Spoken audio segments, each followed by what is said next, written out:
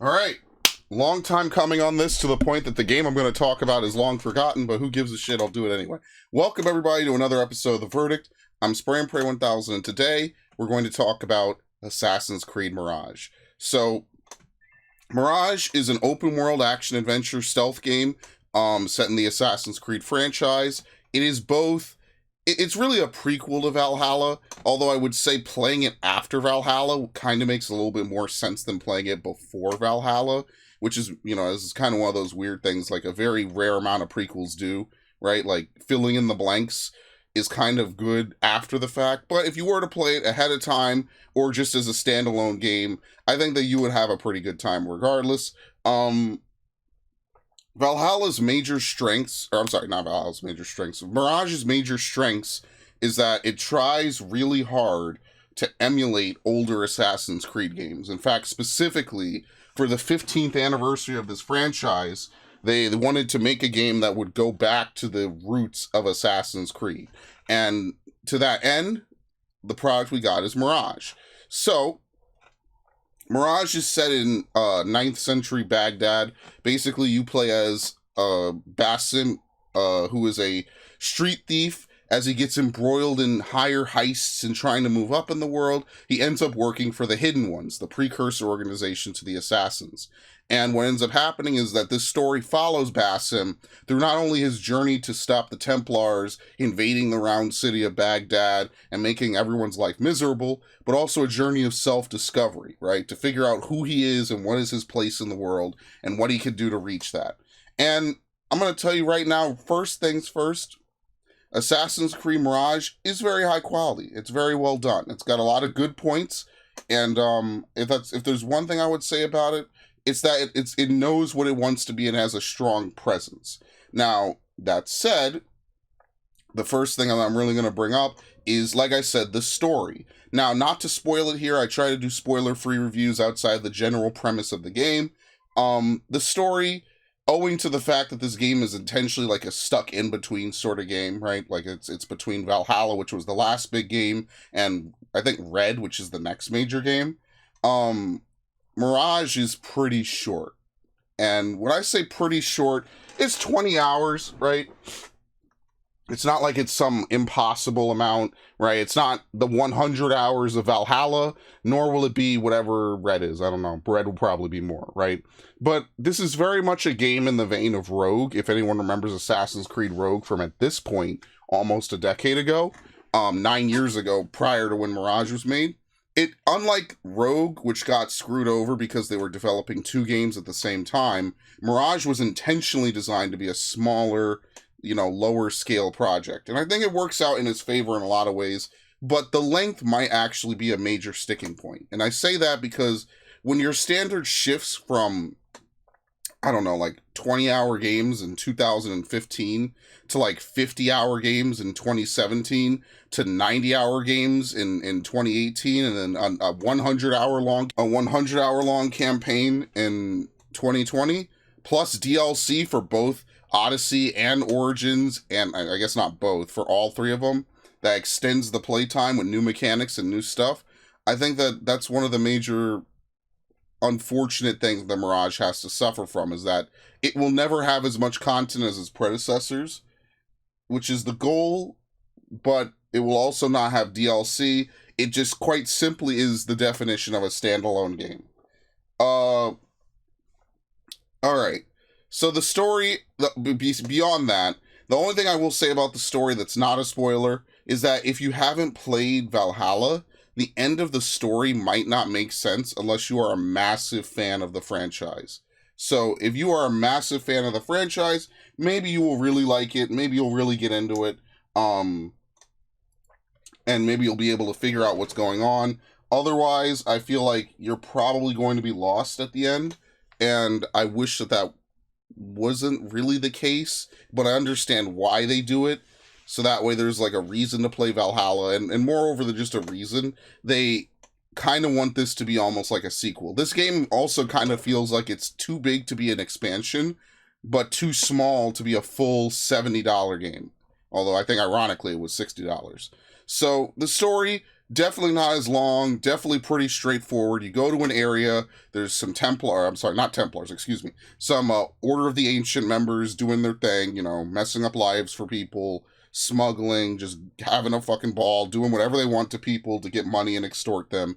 And it's your job to track down leads, to follow basically unmarked story quests. Or well, they're marked, but it's not like, here is a mission. The mission. It's like, go talk to this person. You're slowly piecing together things on your own investigation board, which is kind of cool.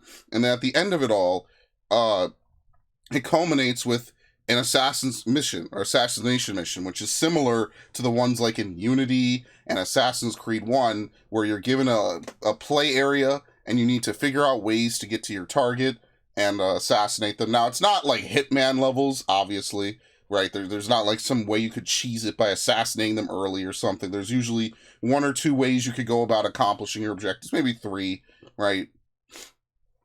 Either involving sneaking or something like that. And unfortunately, most of the gameplay from there is just going to be, or not unfortunately, I'm sorry, and then most of the gameplay from there is going to be you deciding how you use your tools, how you use your stealth, you know, who you take down, who you fight, who you avoid, stuff like that.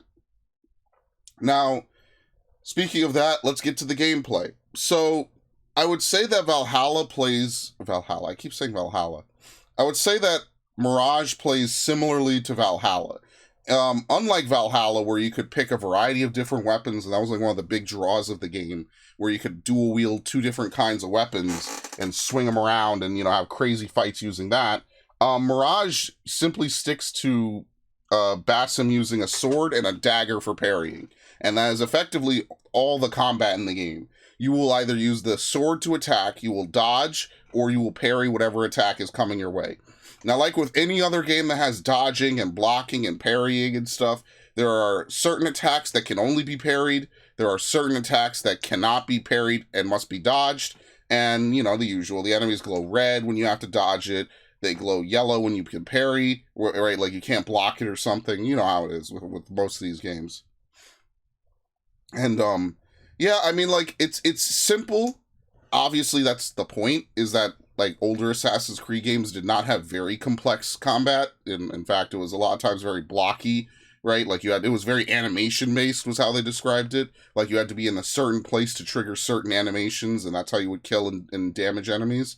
This game obviously is trying to walk that middle ground where it wants to still be that like real world, you know, hitbox style attacking, but at the same time, it also wants to try to harken to the old days. I think it does an all right job. Now, there's obviously different kinds of enemies you're going to fight. You're going to end up fighting enemies like archers. You're going to end up fighting like big guys, you know, like 8 foot tall, like massive dudes that have crazy long weapons and lots of damage, that are wearing armor that you'll either need to corrode off, hit them in the kneecap, stealth attack them. You won't be able to kill them in a straight up fight. There's also other kinds of enemies. This game brings back the notoriety system that was in other games in Odyssey. Basically, as you commit crimes, you will have your notoriety go up, right? That makes sense, right? Your notoriety will go up as you commit crimes, and then after you commit the crime, your notoriety will remain until you rip off a poster or pay off a street crier who will then, you know, say something nice in your name and basically stop talking about you. It's very similar to Assassin's Creed 1 and 2, or specifically 2, 3, 2 Brotherhood and Revelations, where you would have that same system. So it's cool to see that return. Beyond that, the higher your notoriety, the more the guards are actively looking for you. So at level 1, they will just recognize you on sight. On level 2, they will start shooting arrows at you on sight. And at level 3, they will summon in like elite swordsmen to come fight you, which are very difficult to kill and do a lot of damage. Now, you might be wondering, okay, well, what's the stats like in this game? You know, like, what do we have? And much to maybe the joy of some people and the chagrin of others, stats in this game pretty much don't exist. Unlike Valhalla, which is a very number-centric game, this game more or less prioritizes, you know, actions. It doesn't really revolve around increasing numbers to deal more damage, stuff like that.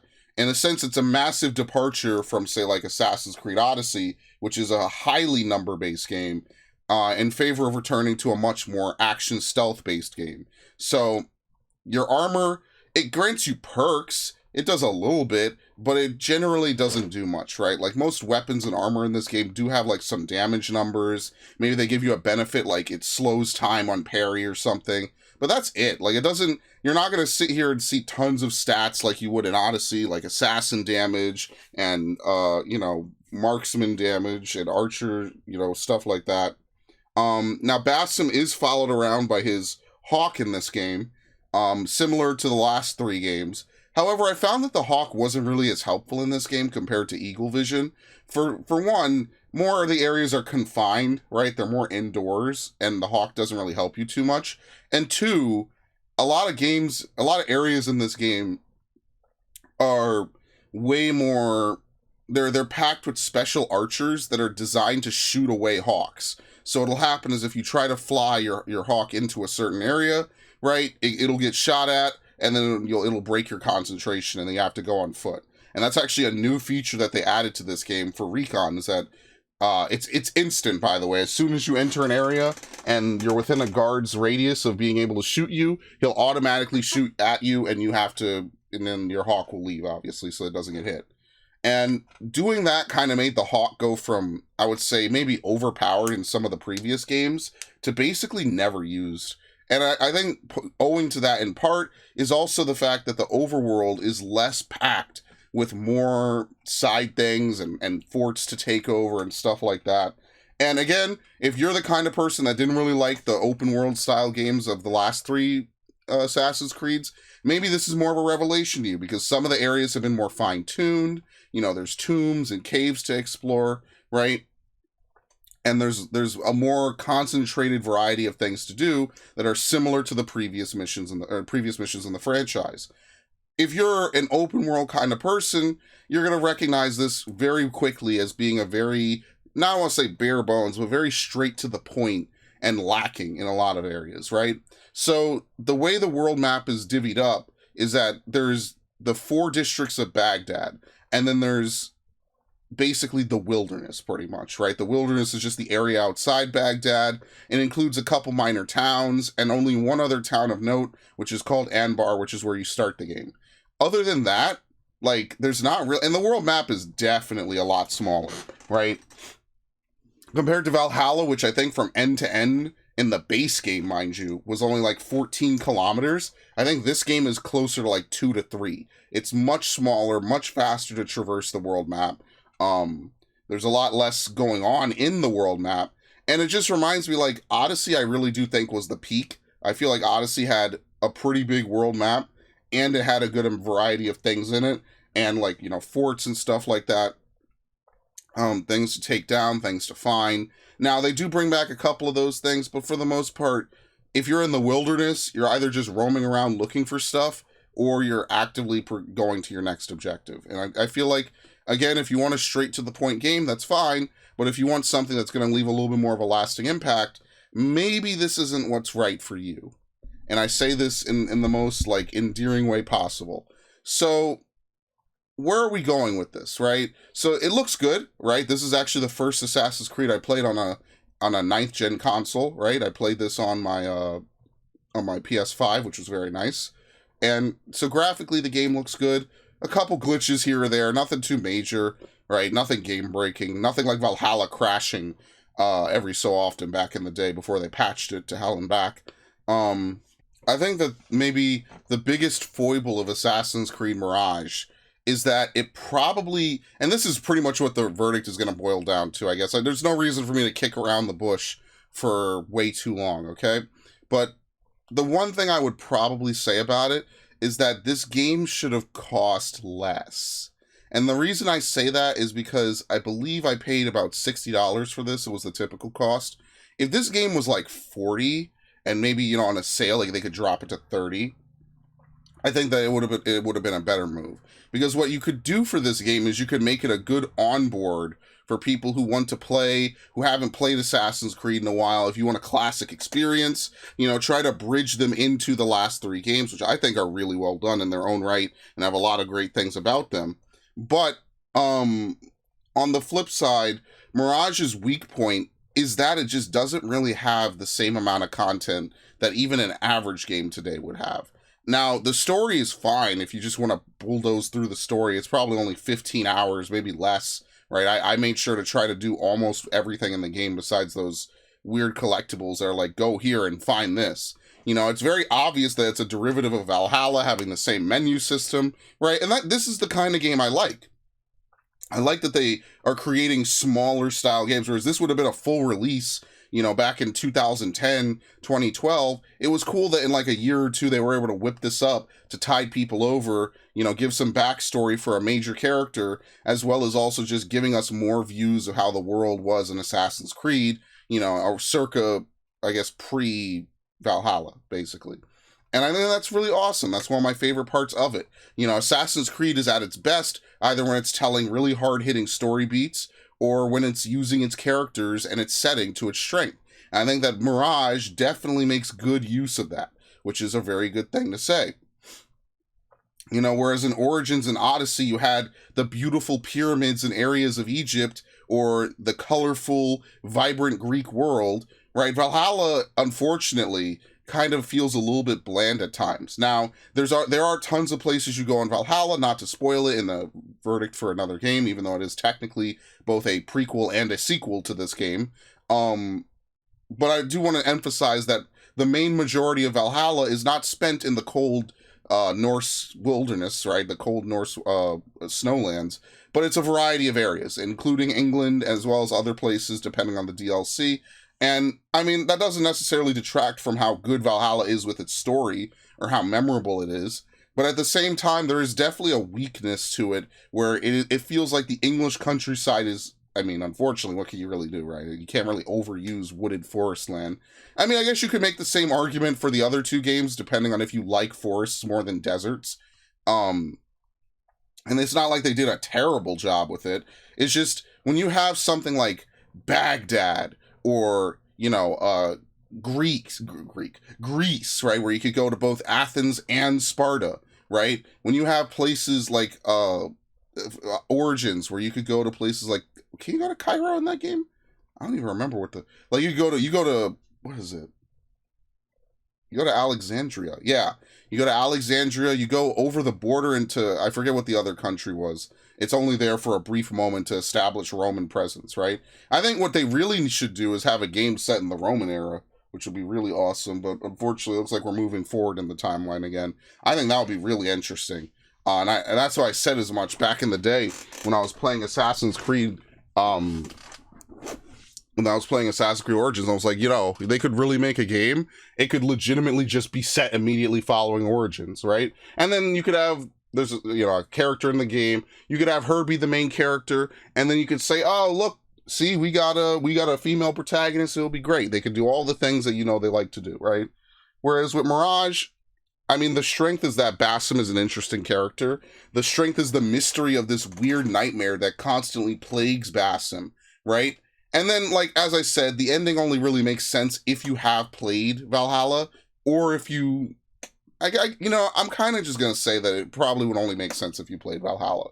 I would definitely recommend not diving onto, like, you know, like a wiki or something to read up on it. I definitely would recommend playing Valhalla, even if you play this first, just because I want you to really experience that. I think it will be a fun time. So, what would I give Assassin's Creed Mirage? Well, it definitely harkens back to older games. The problem is that said older games are not bad. It's just that the standards by which we would normally kind of follow them are a little bit different in the modern era, right? It's not exactly entirely the same. I think the biggest problem with it is not the lack of ambition. It's more just the lack of content. And there are side missions to do. There's, I think, 6 in the game, maybe 7. There are other things to do.